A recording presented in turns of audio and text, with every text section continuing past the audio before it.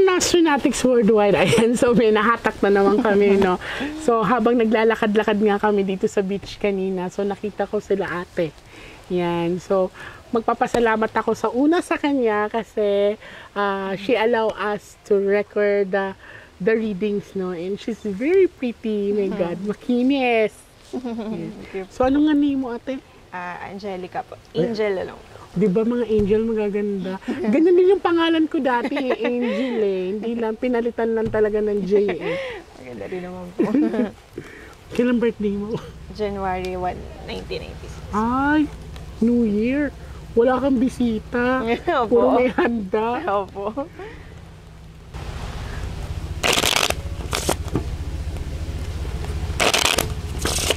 Naputol namin yung party nila kuya kasi napipikaw sila.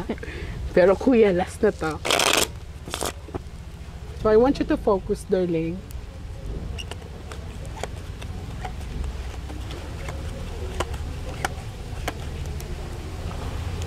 I want you to pick one card.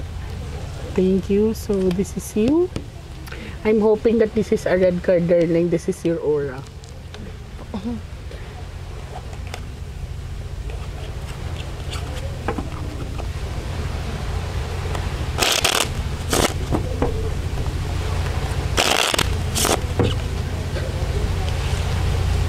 Cut the cards into 3.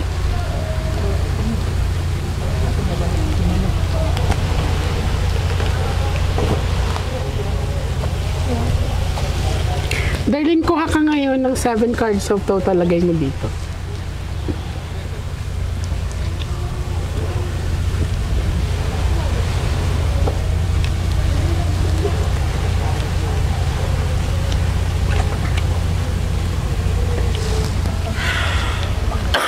Excuse me. Nuit na lamunang.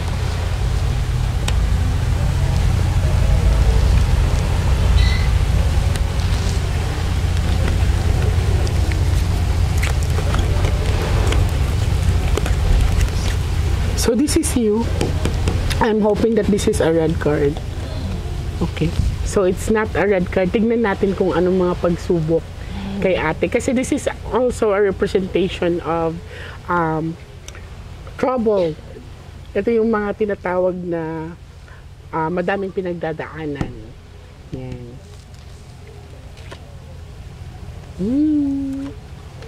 Namaskar. Ay, wait lang. Now, this is you, darling.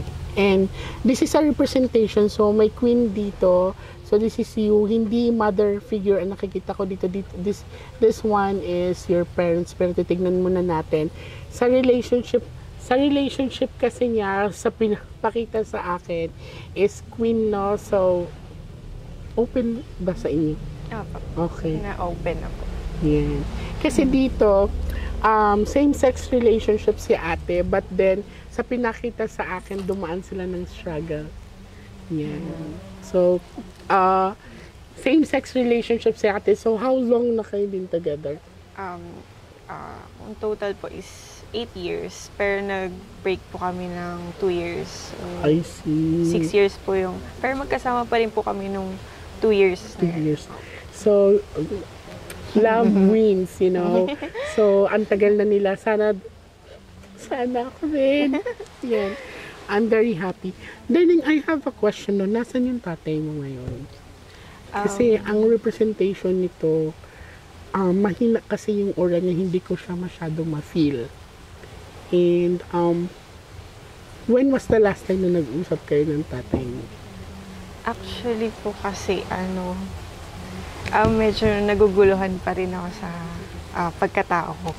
Kasi, look at this one. I'll show you. This one is a father figure and this one is another thing. So, ang may kulang sa kanya kasi, nagulat ako kasi 'di ba sinabi ko this is not a mother figure. This is a relationship. This is recorded. This one is a couple. Kung mapapansin mo, dalawang king dito. May question sa sarili mo. ako. Did you try to ask sa nagpalaki sa'yo? Tinatry, natatakot po kasi ko eh. Hindi ko sure kung takot ba yun or ayoko lang sila. Gusto ko po sila yung Mag-open. Pero narinig mo na. Opo, nakita ko. Actually, tumatawag yung Yung real dad mo. Hindi po, sister ko po. Okay. Kinakontak. Medyo challenging ang cards ni ate kasi dito, part of herself is may question nga. Ito kasi, this is not a bad luck card but a missing piece sa kanya. Yan. Ang bigat agad, no? Revelation ito. So, paano kung mamit mo sila? Yung tunay. Hindi ko po alam kung ano yung Magiging reaction reactions ko. mo. Ilang taong ka na nagka-idea ka na there's something missing or ganyan nga ang status ng... High school, magka-college po ako nun. So, mag-18 po yata ako nun. Or medyo 17. ano na. Opo. Nung nag-start po sila mag-reach out sa akin. Tapos, did you try to... It's not confronting, but did you try to ask yung kinagisnan mo? Opo, kasi natatakot po ako nun. Kasi syempre, uso po yung ng scam lang, scam ganyan lang, po, oo. nanloloko. So, nilapit ko rin po sa kanila na sino tong mga nag-reach out sa akin. Sabi naman po nila is, wala lang naman yun, wag nang pansin, baka mamaya nanloloko lang. Ayun po. Nung okay po, pagka may nag-a-add sa akin, tas binablock ko po agad. Very good. Alam mo, napakapalad mo kasi kung ano man yan, hindi ka pinabayaan. Oh. Look at you now. Yan. Revelation agad sa unang cards niya.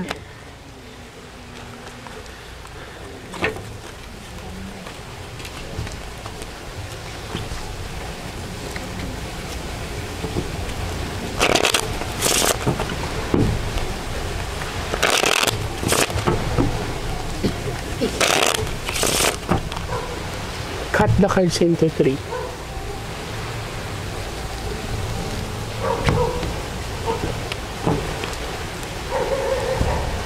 Kuha ka darling ng 9 cards of total, lagay mo dito.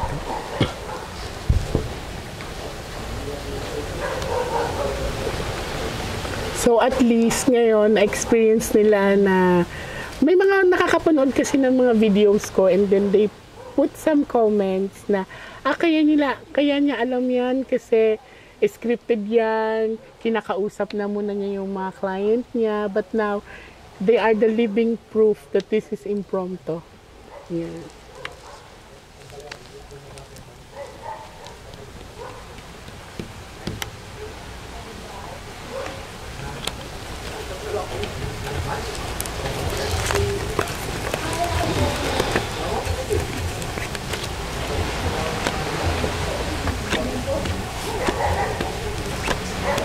Overthinker ka din.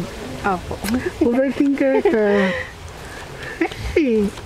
So, darling na for me this is the second time na lumabas. Yung kanina kasi is sa akin lumabas, sa akin nakatutok ito. And this one sa kanya nakatutok. Pero dumikit kasi dito ang number 3 of diamond. So, I want you to be careful lang sa tinatawag na mga personal belongings mo. Kasi maaring mawalan ka daw. Yan. So, hindi mo rin maiiwasan na may magkakagusto sa'yo, darling. Malakas yung aura mo sa older at kahit may asawa. Yan. So, it's up to you how you will gonna balance the things. Kung paano mo siya iiwasan. Kasi naniniwala ako kahit lapitin ka sa mga ganun, pag ayaw mo is ayaw mo talaga. So did you experience this na may mga na-attract sa'yo mga ganito?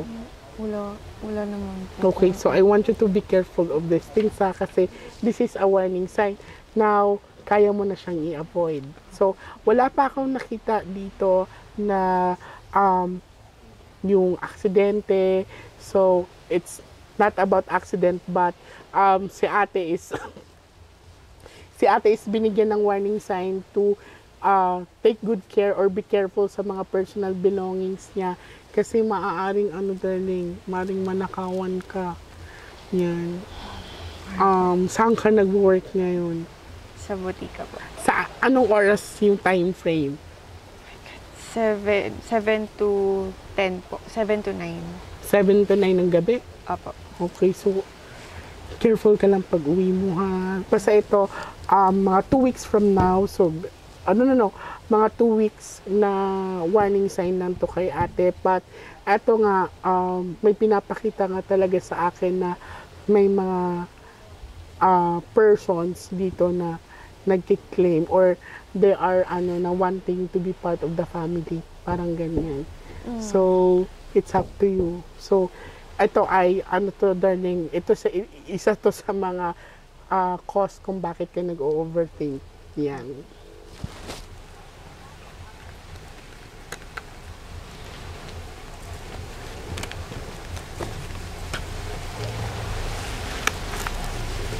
Basta mag-ingat ka sa mga gamit mo ha. Like for example, financials, mga ganyan. Kasi maaaring mawalan si atin ng maaaring pera or mga gadgets niya. So this is the last set of the cards. Cut the cards into 3.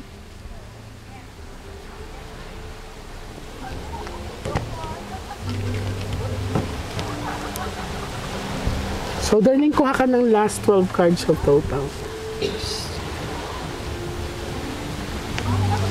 So, may pagka-overthinker din si ate. Isa yan sa mga reason kung bakit nag-dark yung card niya sa personality niya. Yun.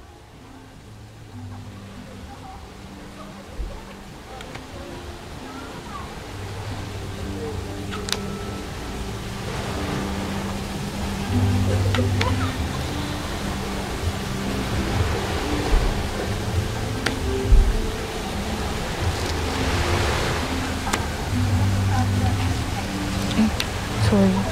Ayun. Nangangatan ko yata yun.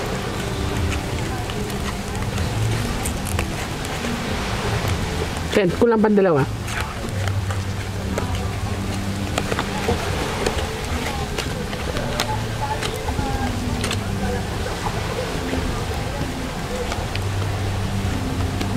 Ay, successful. Very good. May travel ka din, Day. Okay. So, I'm very happy, no? Kasi, kung mapapansin mo doon din, meron talaga. So, it's your decision. Mag-meet at mag-meet daw talaga kayo. Kasi kanina, napapansin mo ang takbo ng baraha mo. Sa cards kasi niya is more on may other family talaga na pinapakita. So, you're old enough, you know how to handle it. Hindi mo kailangan maguluhan, darling. Kung andyan, face it. Okay? Sa bawat pangyayari sa buhay natin, may rason eh. Mapalad ka, you're okay. Basta ang ano ko sa'yo, pag andyan na harapin mo. Okay. Tanggalin mo yung doubt sa isipan mo. Kasi kung the more ka magda-doubt, the more hindi masasagot yung katanungan sa isipan mo at puso mo. Yan yung isa sa mga nagpapahirap sa'yo, Day. Yan. Tapos eto, nakikita ko na magiging successful din si ate. Nakuha niya yung diamond and I'm very happy. Tapos ito, short travel din siya. So, she has the opportunity to work and travel abroad. And then sa relationship, yan, nakikita ko na maganda ang magiging takbo. Kasi this is 4 box of hearts. So, magtatagal pa kayo. Magtatagal kayo. Wala akong nakitang, this time ha, wala akong nakitang third party involvement regarding with your partner or even you. Basta maganda ang flow. Tapos na kayo sa tinatawag na struggling eh. So, andito kayo sa maturity type of level na planning in the future na. So, magiging masaya ako na makita kayo na set of family na talaga. Yung you have a kids, yan. I'm hoping na galing talaga sa inyo, but there's nothing wrong of, you know, having a kids, adapting, yan. Kasi nakikita ko dito, walang wala pang hiwalayan. So, magtatagal pa. And dito lang talaga ako naaano sa'yo. Ito yung everyday na parang nakakapag-struck sa'yo eh. Na missing part of yourself. Na walang yan ang gusto mong mabigyan ng linaw. Pero sa ngayon ba, naglakas ka na ba talaga ng loob kung anong totoo? May chances po pagka nauwi ako dun sa amin na parang gusto ko siyang tanungin sa mother ko. Pero kasi may inaalala ko rin po yung health niya. Yeah, I understand. So, ayun, naiintindihan ko kasi syempre, i-take naman niya yung consideration. And I'm very happy. Basta tuloy lang ang buhay, darling. Take away the overthinking mo. And then, I want you to release din sa katanungan. Darling, ang ma-advise ko sa'yo, huwag kang matakot magtanong. As long as maayos ang pagtatanong mo. Okay. Yan. Kasi kung hindi ka magtatanong, hindi mo makukuha ang sagot. Magiging stuck ka lang dyan sa ganyang sitwasyon. Okay po. Diba? Parang love lang din yan siya. Na akala mo okay kayo, na nandyan kayo sa isang relasyon, na kailangan mo magtanong sa sarili mo na, masaya pa ba ako? Mahal ko pa ba siya? So, we need to ask ourselves, especially sa ganyang sitwasyon. O di ba napunta kami sa love? Ay, di ko na eh. Pero yun nga, ginawa kong, the things is, gusto kong ipahiwatig sa lahat na wala masama magtanong as long as alam mo kung paano magtanong na maayos. Okay? I'm very happy. And medyo natouch ako sa cards mo. Thank you po. So, abangan mo ang pag-upload nito. So, maraming salamat. Thank you rin po. Ito, may natutunan na naman ako sa pag-reading ko kay ate. Sa buhay kasi natin, madami tayong makakasalamuhan tao eh. Hindi pare-parehas ang pinagdadaanan natin. May mga tao tayong nakikita na they are very light, na akala mo okay sila, pero mas malala or mas mabigat pa pala ang pinagdadaanan nila. Diba? So, maraming salamat sa mga Nostronatics worldwide. And suggest lang po kayo sa video na to kung saan na naman kami pupunta kasi medyo na-excite ako sa ganitong part na it's so I loving the energy na pwede ko siyang gawin sa public. Yan. So, please do keep on sharing my vlogs para madami pa tayong matutulungan. Thank you. Sobrang thankful ako kasi nakita ko si Miss J. Sobrang na-starstruck ako sa kanya actually. And nagkaroon ako ng linaw. Yun yung Kasi araw-araw naman talaga na iniisip ko yun sa totoo lang. Hindi nila alam yung mga tao nakapaligid sa akin. Pero, ayun, siguro sa'yo na si Miss J na, ayun. Nag-iiyak ako. Thank you po, Miss J.